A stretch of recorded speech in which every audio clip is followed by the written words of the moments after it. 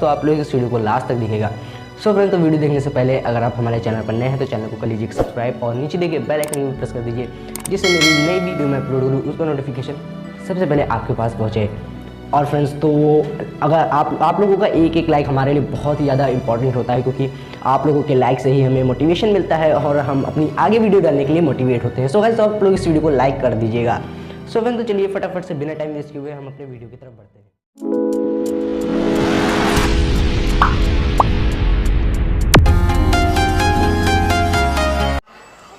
ज्योतिबा राव फुले और सावित्रीबाई फुले के संदेशों को जो देना चाहते हैं, उन संदेशों को देने के लिए ये तो आप लोग बहुत देर से वक्तव्य सुन रहे थे, लेकिन अब वही संदेश कल्चरल प्रोग्राम के माध्यम से आप लोगों तक पहुंचाने का हम प्रयास करेंगे।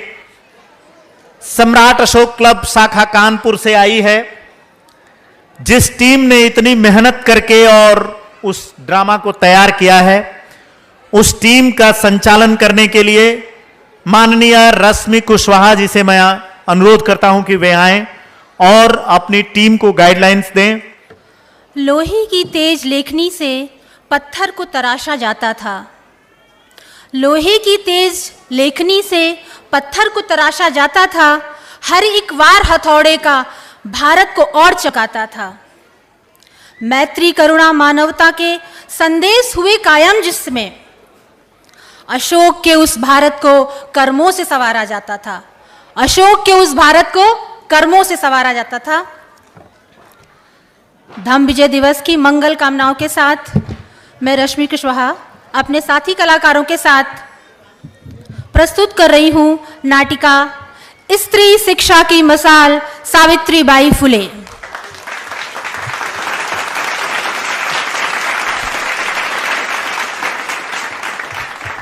आज से लगभग 200 वर्ष पहले का भारत, भयंकर जातिवाद, अशिक्षा और गंदी कुरीतियों से जूझता भारत।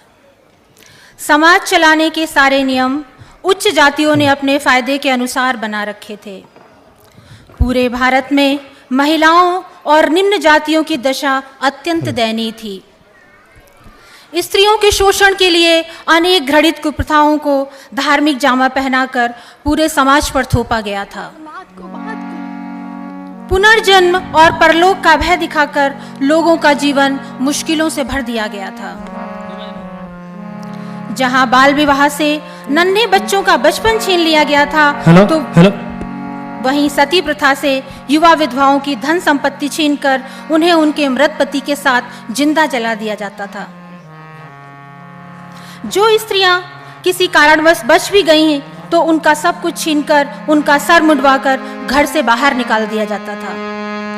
खाने पीने तक को मोहताज वो विधवा स्त्रियां फिर कैसा व्यवहार करे समाज के ठेकेदार उनके साथ। ऐसी ही न जाने कितनी ही कुरीतियां उस समय के समाज के महिलाओं को निगलती जा रही थी।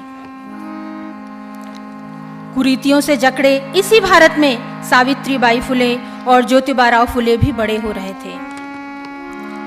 13 वर्ष के ज्योतिबा और 9 वर्ष की सावित्री का भी बाल विवाह कर दिया गया। अंग्रेजों की प्रगतिशील शैक्षिक विचारधारा से प्रभावित होकर ज्योतिबा राव के मन में भी शिक्षा ग्रहण करने की तीव्र इच्छा जाग उठी। अनेक प्रयासों के पश्चात आखिरकार उन्हें जॉन मिशनरी स्कूल में प्रवेश मिल ही गया। शिक्षा रूपी उर्वरक मिलते ही उनकी कुशाग्र बुद्धि और तेजी से विकसित होने लगी। शिक्षित होने के साथ साथ समाज को देखने, समझने और उसमें बदलाव लाने की इच्छा भी ज्योतिबा राव के मन में प्रबल होती जा रही थी। वे समाज में होने वाली अनेक घटनाओं का विश्लेषण अपने पत्नी सावित्री से करते हैं। एक दिन अत्यंत परेशान मुद्रा में ज्योतिबा राव घर में प्रवेश करते हैं।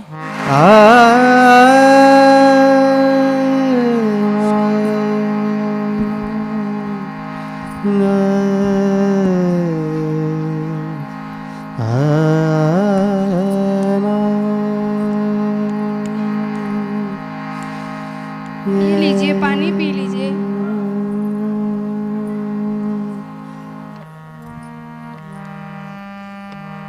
क्या बात है, आप बहुत परेशान लग रहे हैं। हाँ सावित्री, मैं सचमुच बहुत परेशान हूं। मैं अपने पूरे समाज की हालत हम मुझसे देखी नहीं जाती है। ये ऊंच नीच, ये भेदभाव, ये तिरस्कार, उफ, अब ये सब बर्दाश्त से बाहर है मेरे सावित्री, ये सब बर्दाश्त से बाहर है मेरे। आप सही कह रहे हैं। पूरे समाज में ऊंची जातियों ने इतना भेदभाव फैला रखा है कि निचली जातियों का जीना दूभर कर रखा है।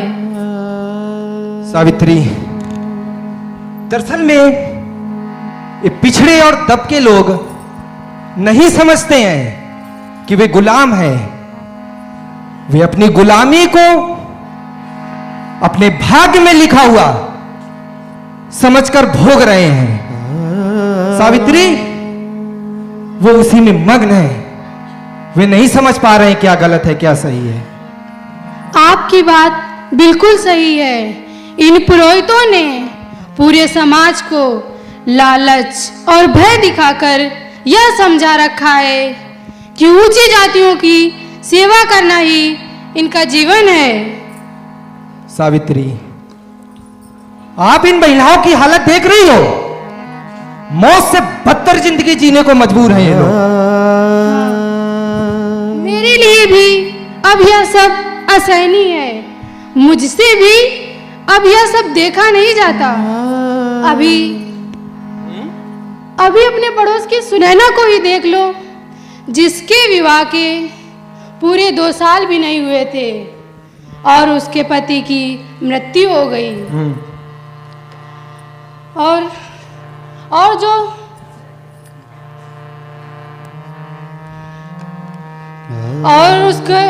उसके पति के साथ ही सती कर दिया गया।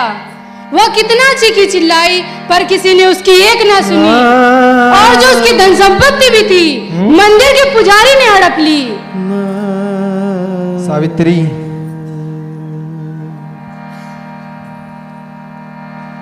सावित्री,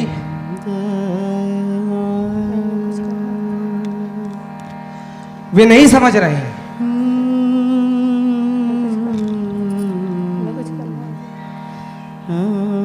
सावित्री, हमें कुछ करना होगा। सावित्री, सावित्री, हमें इन लोगों को जागरूक करना होगा। सावित्री, हमें इन लोगों को जागरूक करना होगा। लेकिन कैसे कैसे ये हमारी बात मानेंगे? ये तो सब पुरोहितों की बात मानते हैं।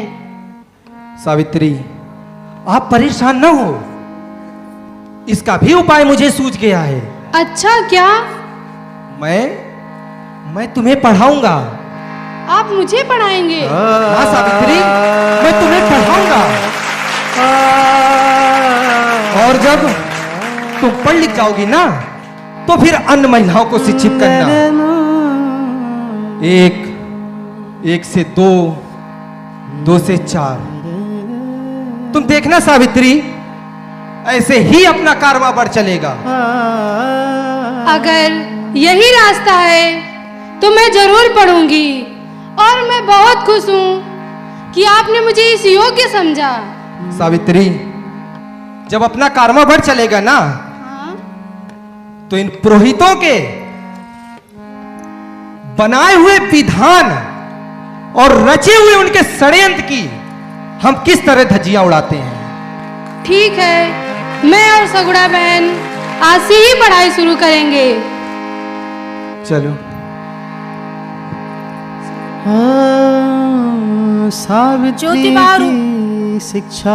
ज्योतिबा राव फुले ने अपनी पहली पाठशाला अपने खेत में आम के पेड़ के नीचे लगाई। ये था भारत में नारी शिक्षा के क्षेत्र में पहला कदम।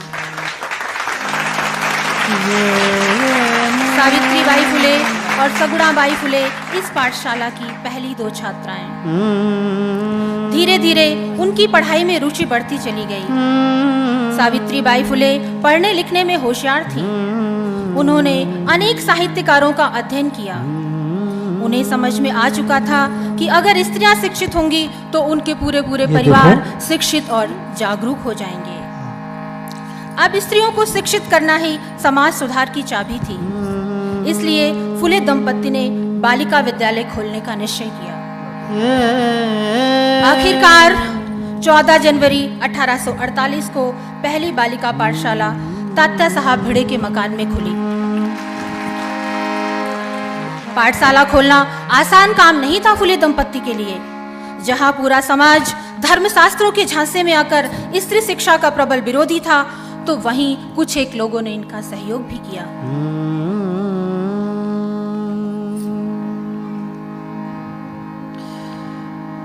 नारी शिक्षा की शुरुआत। हाँ सावित्री बोलो, भला आपकी बात मैं कैसे नहीं सुन सकता हूँ।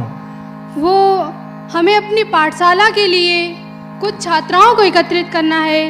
चलिए इस बारे में कुछ लोगों से बात करते हैं। ठीक है सावित्री, मैंने भी इस बारे में कई लोगों से बात किया है। बहुत समझाने पर एक व्यक्ति तैयार हुआ है। चलो चलते उससे बात करते हैं चल के। चलो, मैं भी कुछ महिलाओं से निवेदन करूंगी कि वे मेरे पास अपनी बच्चियों को पढ़ने के लिए भेजें। एक राउंड।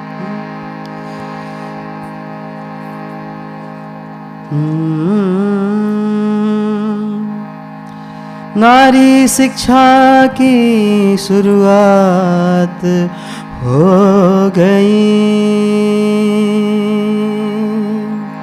धन्य है ज्योतिबा राव जी, धन्य है माता सावित्री बाई।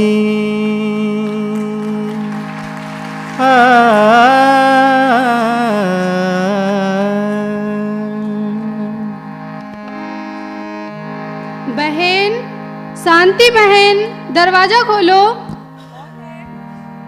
कौन है? मैं सावित्री। अच्छा। वो आपकी प्यारी सी बच्ची है ना जो? हाँ है। उसे मेरे पास पढ़ने के लिए भेज देना। बड़ी यही पढ़ाने वाली हूँ। हमें अपनी लड़की को पढ़ा लिखा के कोई चरित्रहीन थोड़े बनाना है। अरे बहन, भला पढ़ने लिखने से कोई कैसे चरित्रहीन हो सकता है?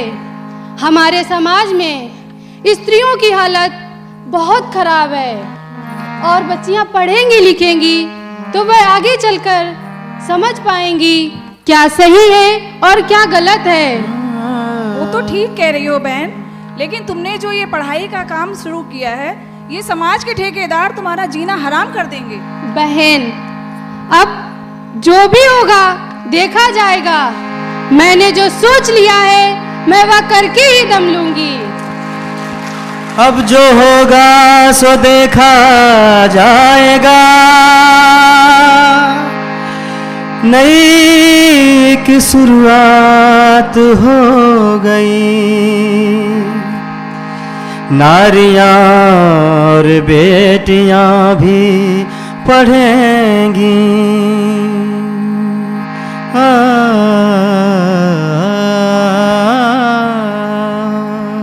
भैया नमस्ते। नमस्ते ज्योतिबा। आपकी जो बच्ची है ना, उसे पढ़ने के लिए भेज देना।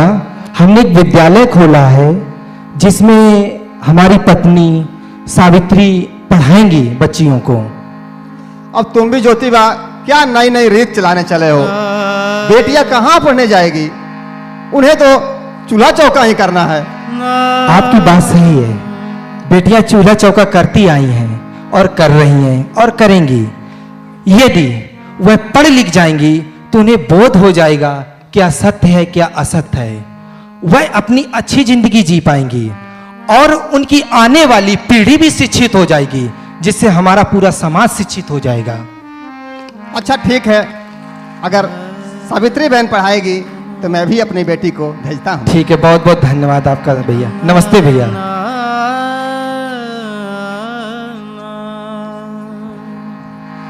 कुछ लोग तैयार हुए हैं, अभी और चलते हैं, बात करते हैं चल के। धीरे अब अपना कारवां बढ़ चलेगा।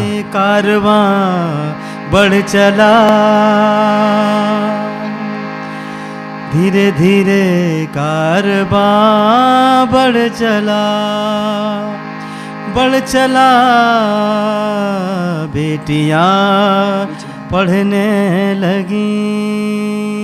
बहन नमस्ते। वो अपनी बच्ची को पढ़ने के लिए भेज देना, मैंने एक पाठशाला खोली है। अरे सावित्री बहन, अब हमारी बिटिया चूल्हा चौका छोड़ के पढ़ने जाएगी तो घर का काम कौन करेगा? इधर उधर मारी मारी घूमती रहेगी। वो तो करेगी, लेकिन मैं बगल में जो आपकी शांति बहन है ना, हाँ हाँ, वो अपनी बच्ची को पढ़ने के लिए भेजेंगी। अरे शांति बहन अपनी बिटिया को भेज रही है पढ़ने के लिए? हाँ, आप भी भेज देना अपनी बच्ची को उन्हीं के साथ। चलो, अगर शांति भेज रही है तो मैं भी भेज दूंगी। बहुत नमस्ते। अब हम अपनी पाठशाला खोलते हैं।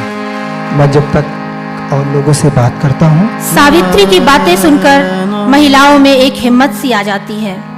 वे सोचती, सावित्री पढ़ लिख कर कितनी अच्छी बातें करती है, जो हमारी बच्चियां पाठशाला जाएंगी तो वो भी होशियार हो जाएंगी। सावित्री की पाठशाला में पहली बार 6 लड़कियों ने प्रवेश लिया। अन्नपूर्णा, सुमति, दुर्गा, माधवी, सोनू और जानू। ये था सावित्रीबाई फुले का दृढ़ निश्चय, जिन्होंने स्त्रियों को शिक्षित करने के लिए, उनकी दशा सुधारने के लिए पूरे समाज से विरोध ले लिया था। बच्चियां आती होंगी, चलो।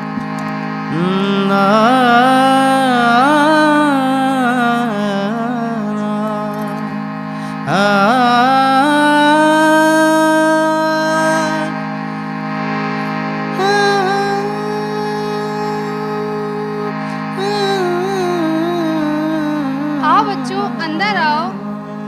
यह तुम्हारी ही पाठशाला है। बैठो बच्चों, बैठो।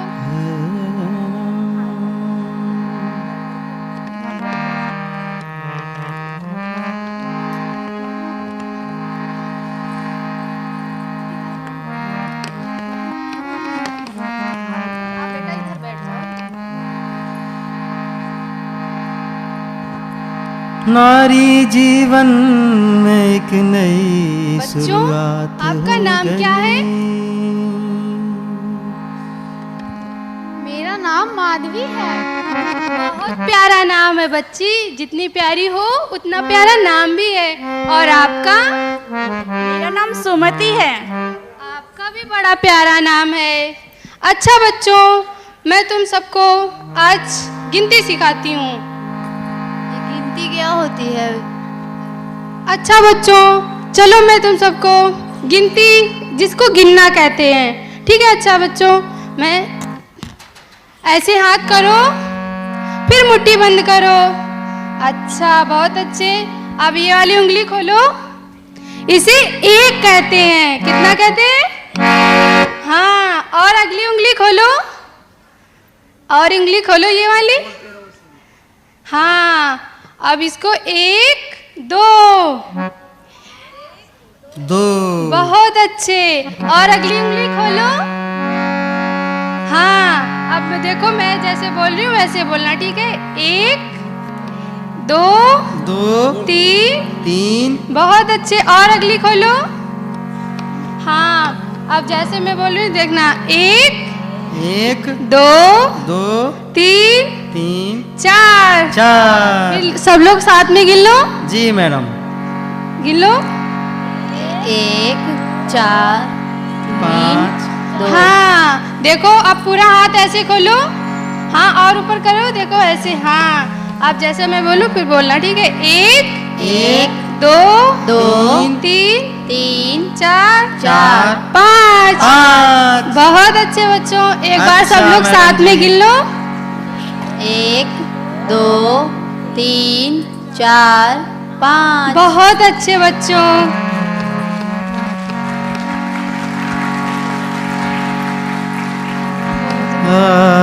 बहन जी, और भी कुछ पढ़ाइए ना। अच्छा बच्चों, मैं तुम सबको गाना सिखाती हूँ। पहले मैं गाऊंगी, फिर तुम सब लोग गाना, ठीक है? ठीक है। आओ हम सब पढ़े लिखे मेहनत करे आगे बढ़े। आओ हम सब पढ़े लिखे मेहनत करे आगे बढ़े। आओ हम सब पढ़े लिखे मेहनत करे आगे बढ़े। आओ हम सब पढ़े लिखे मेहनत करें आगे बढ़े। ज्ञान का अर्जन करें, मेहनत करें आगे बढ़े। ज्ञान का अर्जन करें, मेहनत करें आगे बढ़े। नहीं किसी से कभी डरे, मेहनत करें आगे बढ़े। नहीं किसी से कभी डरे, मेहनत करें आगे बढ़े।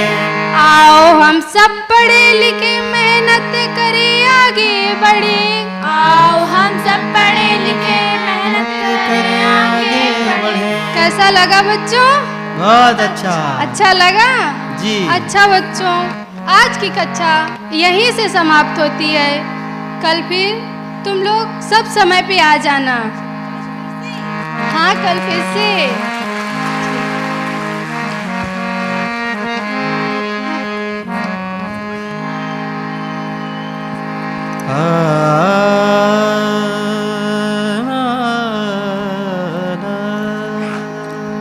सावित्रीबाई फुले आज बहुत खुश थीं। कक्षा के पहले दिन बच्चियों को पढ़ाकर एक अजीब सा संतोष प्राप्त हो रहा था। आने वाले भारत की एक धुंधली तस्वीर बनने लगी थी उनके मन में। इन्हीं सब विचारों में उलझी सावित्री अपने घर की ओर जा रही थी कि अचानक उन पर गोबर, मिट्टी और पत्थरों की बरसात होने लगी। आवाजें आ रही थी। वो देखो, वो चरित्रहीन औरत जा रही है घर की दहलीज लांघकर। एक पल के लिए सावित्री सिहर गई और परेशान होकर घर पहुंची।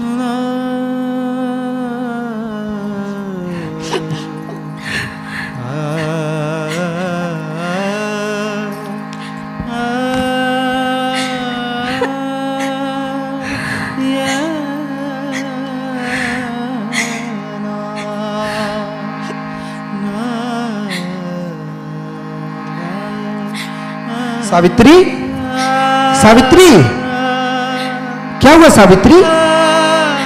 तुम रो क्यों रही हो और इतना परेशान क्यों हो? क्या हुआ, कारण बताओ मुझे।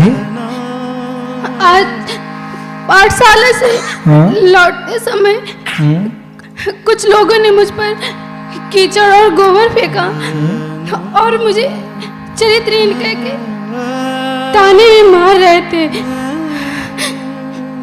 देखो सावित्री, शांत हो जाओ। हमने जो कदम उठाया वो इतना आसान नहीं है। अभी बहुत सारी हमारे सामने कठिनाइयां आएंगी, लेकिन तुम परेशान मत होना। मैं हमेशा तुम्हारे साथ हूं। ये समाज के ठेकेदार, ये समाज के पुरोहित ये नहीं चाहते हैं कि निचले दबके लोग शिक्षित हो, यहां की महिलाएं शिक्षित हो। सावित्री, इसलिए वे सभी षड्यंत्र रचा करते हैं। लेकिन तुम घबराना मत, मैं हमेशा तुम्हारे साथ हूं सावित्री।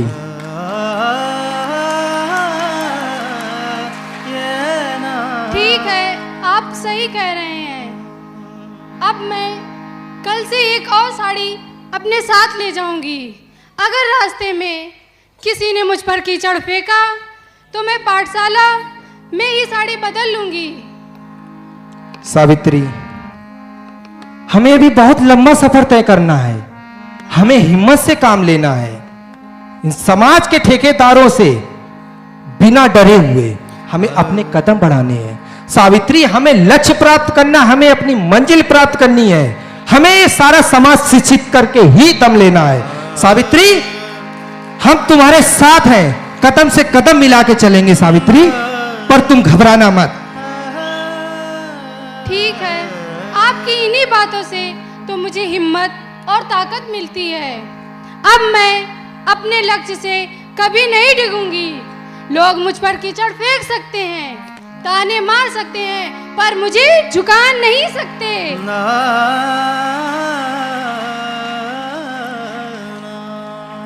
चलो चलते हैं दूसरे विद्यालय के लिए बात करने।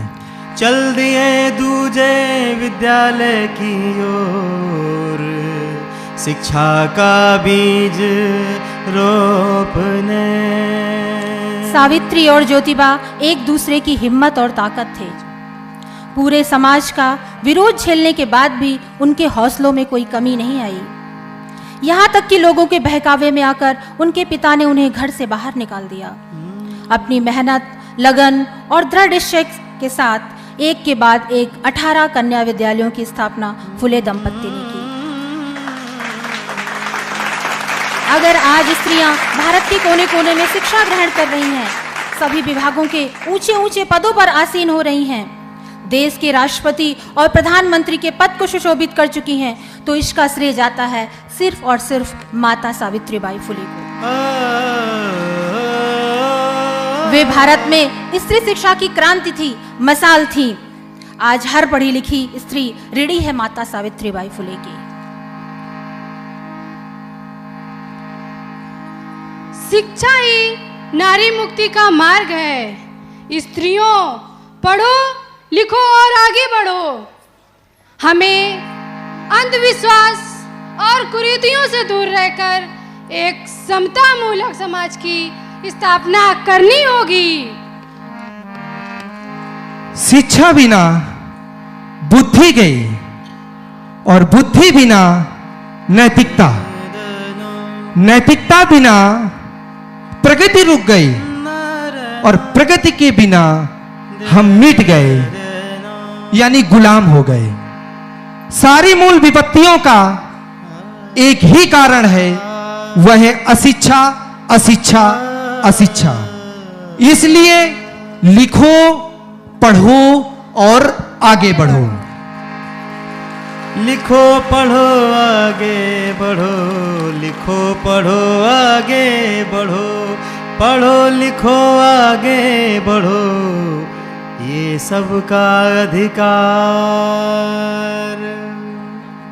राष्ट्रमाता सावित्रीबाई फुले और राष्ट्रपिता ज्योतिबा फुले भले ही आज हमारे बीच नहीं हैं, लेकिन उनके विचार आज भी उतने ही प्रासंगिक हैं। आज के भारत में विषमतावादी फिर से अपनी जड़ें मजबूत कर रहे हैं, स्त्रियों के शोषण के नए नए तरीके ढूंढ रहे हैं। आइए हम सब मिलकर यह संकल्प लें कि माता सावित्रीबाई फुले और ज्योतिबा फुले की तरह हम भी सामाजिक कुरीतियों का बहिष्कार करेंगे। भारत में वैज्ञानिक दृष्टिकोण विकसित कर देश को शैक्षिक, आर्थिक, नैतिक और सामाजिक उन्नति की ओर ले जाएंगे। जय भारत।